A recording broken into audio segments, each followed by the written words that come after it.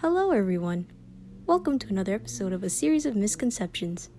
If you watched the first episode about Canadian history, it talked a little bit about the Aboriginal people during the colonization of Europe and Canada, and how First Nation children were being assimilated in residential schools.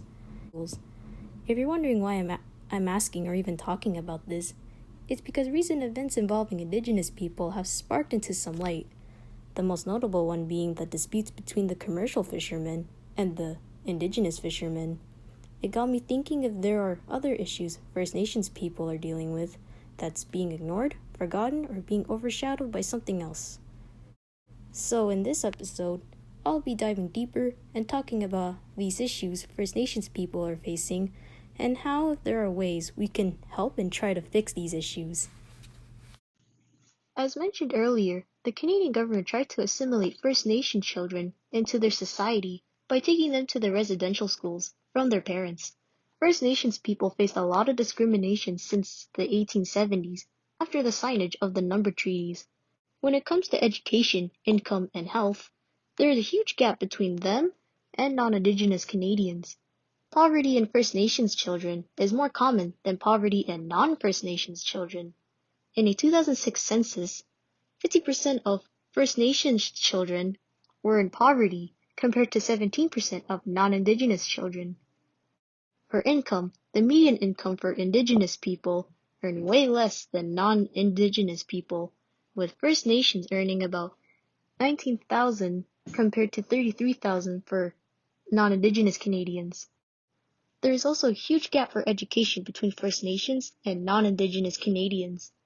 Some Indigenous youths don't even go to school after grade 8 because of their parents' choice to keep them safe at home for safety reasons. And for those who did go to school to continue their education, most of them would end up being dropouts. According to the Globe and Mail, 6 out of 10 on reserve First Nation youths were dropouts, and 3 out of 10 off reserve First Nations were dropouts, compared to non-Indigenous youths, where only 1 out of 10 Canadian youths were dropouts. Speaking of education, First Nation youths also faced a lot of racism. Racism is one of the main factors that affects the mental health of First Nations youths and one of the factors that affects First Nations. An example of racism happening with Indigenous peoples is when Joyce Echaquan died in a Quebec hospital when a nurse refused to help her, calling her stupid as hell and mocking her instead. Joyce moaned in pain as she was being given too much medicine, according to a report by CBC News. Indigenous women and girls are mostly targeted for violence and are 12 times more likely to end up missing or dead. While researching to see if there was any other issues going on with First Nation communities, I found that there was still some problems they are facing in recent years, even up until this year, 2020. Well, I'm not sure if most of these issues are accurate and are still a problem to this day, or have been resolved, but I just haven't found any articles talking about it yet. But I'll still be mentioning them anyways, just so I can give you an idea, sorta. First, I want to talk about the recent events that's been happening in Nova Scotia. Recently, 2 lobster facilities were targeted and vandalized by commercial fishermen. One of the lobster facilities had been set on fire and was destroyed in the blaze, along with the catch the Mi'kmaq people caught.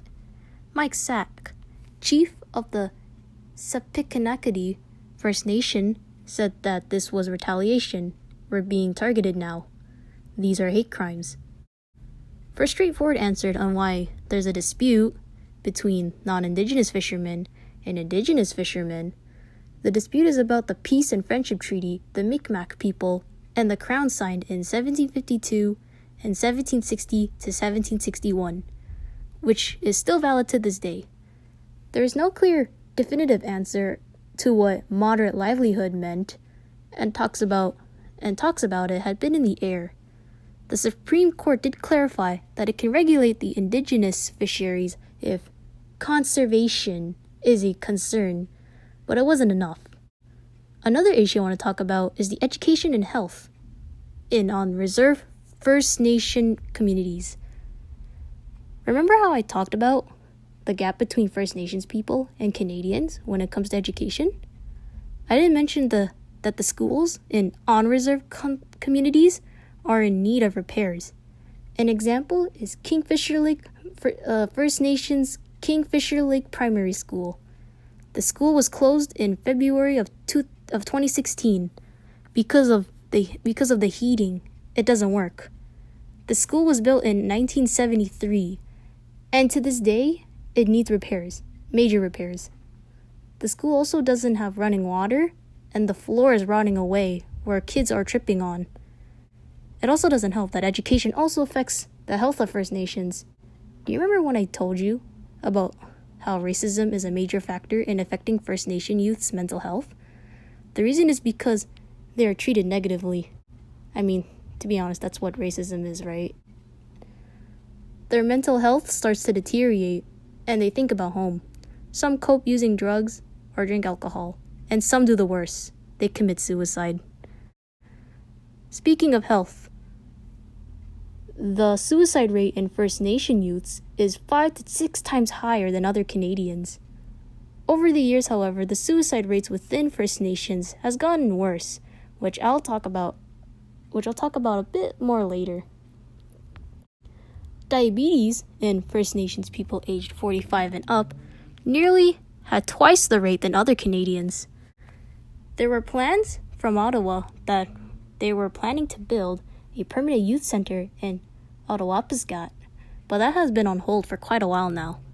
The youth center was supposed to help those who were mentally ill in 2016. The final issue I want to talk about is the crises that happen in First Nation communities. This one's going to be short, so just bear with me. I mentioned earlier that Ottawa promised to build in Ottawapiskat a youth center. This was when Ottawapiskat was suffering a suicide crisis. Another crisis that happened, but this time in the Nibenamik First Nation community, was the housing crisis. The Nibenamik community needed new homes as the state of the houses were in horrible conditions. They suffered a power outage and a wildfire that broke out, forcing them to evacuate. Ottawapiskat also faced a housing crisis back in 2011, but that has been improved since. Actually, going back on Ottawapiskat, last year they declared a state of emergency over the water quality in the community.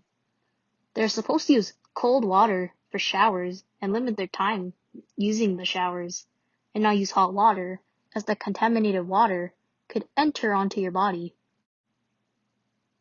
These issues, these crises, the racism, they all have to stop, and there are ways we can try to stop this. There are ways we can help Indigenous people in any form, whether it's welcoming them to a new environment far from their home, or fighting for justice on something very discriminatory they're facing. There are ways we can try to help them. Letting your voice out and calling on these issues they face in order for the public to get its attention on is one of the ways of helping them out. Although COVID-19 has caused bitter chaos all over the world, especially Canada, where the federal government is heavily focused on to curb the spread and fix the economy, letting your voice out can still make a difference. Let me play a clip of a TED Talk I watched while researching on this topic that better explains welcoming Indigenous people, specifically youths, in this video by making a better environment for them and showing them that they are loved, support, and needed in this world. However, there is an alternate environment, one that is nurturing and supportive of Indigenous youth and is structured so that youth live and succeed. This decolonized structure includes things like affirmation and support, relatable role models, and the challenging of current norms. Public discourse and media does a really good job at affirming the negative, the hopelessness of Indigenous communities and youth. But what if we affirmed the positive? What if we fostered local and national narratives that focused more on the beauty and strengths of Indigenous communities and youth? What if instead of headlines like this,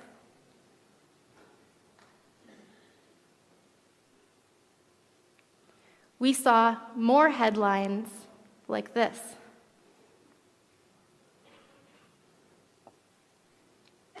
Supporting youth means centering youth needs and voices. Nobody knows what a person needs most more than the person who needs it. Indigenous youth need to know that they are heard, that they are valued, that they are supported, and that they are loved. Growing up, I had a really hard time believing that Indigenous people could be successful. I had a hard time seeing positive role models that I could relate to. Musicians, actors, doctors, entrepreneurs, engineers, politicians. Indigenous youth need to know that there is hope for them to succeed and be connected to positive and healthy role models that they can connect to both personally and culturally.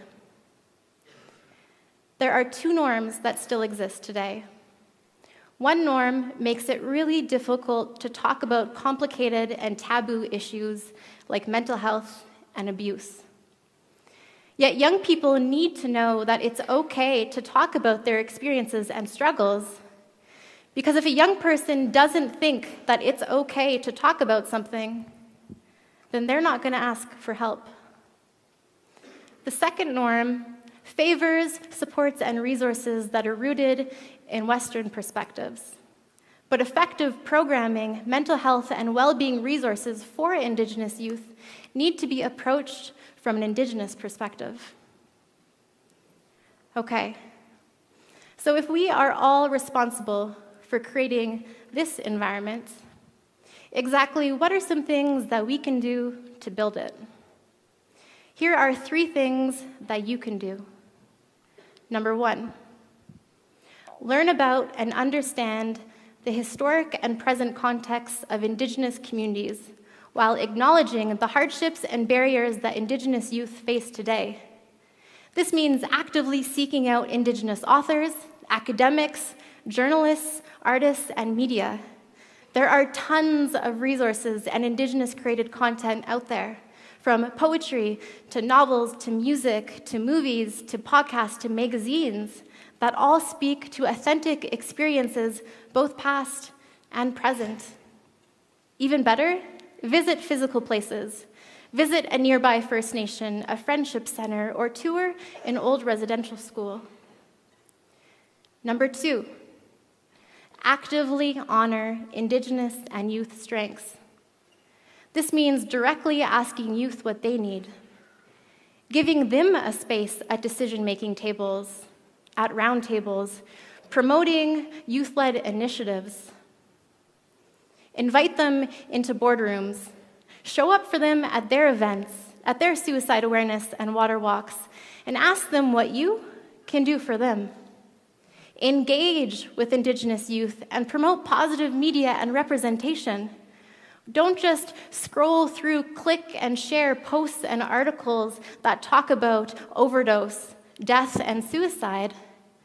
Rather than perpetuating stereotypes and hopelessness, find and share articles that promote positivity. If you're in media or reporting, then interview youth. Report on the hopeful things. Amplify the strengths and successes, the tribe called Reds, the university graduates, the people who create We Matter videos. What you choose to engage with, talk about, and share has a ripple effect. Number 3, support the indigenization of youth programs and resources. Invest in supports and resources that are specific to context and identity. Specifically, programs and resources that are rooted in tradition, land, language, and culture. Invest in mentorship programs. Work with Indigenous groups to create Indigenous-specific mental health content. Review your funding models to ensure that they are culturally and youth accessible. Donate to community projects and groups. Prioritize Indigenous and youth-led projects. and write to local MPs and national leaders about the importance of supporting Indigenous-led and rooted action. Write those letters and speak up. More importantly, accept Indigenous and youth knowledge as expert knowledge. Hold those voices up. These are all things that can be done. These are all things that you can do. Now imagine that I am a young person standing inside of a house. Above and around me, there is the roof and foundation of the house. Within this house, there are things like resilience, pride, positivity, love, truthfulness, strength, culture and language, hope, representation, unity, confidence, coping, and opportunity. Like a human sponge, I am soaking in all of these things. This is my reality. This is my normal. As individuals, as families, as communities, as a nation, we all play a role in creating environments. We can choose to perpetuate a negative and toxic environment that exists for Indigenous youth, or we can build a new environment that honors and supports Indigenous youth and sees them live and succeed. So which structure, which narrative, which environment do you want to be responsible for creating? Marcy Cho. After all, Indigenous people are human, right? And we're all humans too, right? For a quick recap, First Nations people faced a lot of negative things ever since the mid-1870s, when residential schools were built. Over the years, Indigenous youths faced racism and discrimination when going to school outside of their community.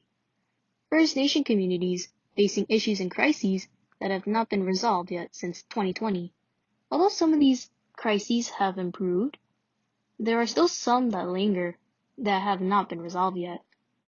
The differences between First Nations and Canadians in health, education, and income, and how we can use our voices to show that they need to be heard. That's it for the video. I just wanted to talk about the issues First Nations faced or are facing right now, and how we should not ignore it, but instead try to help as much as we can and fix it. Thanks for watching, and we hope to see you again next time in A Series of Misconceptions.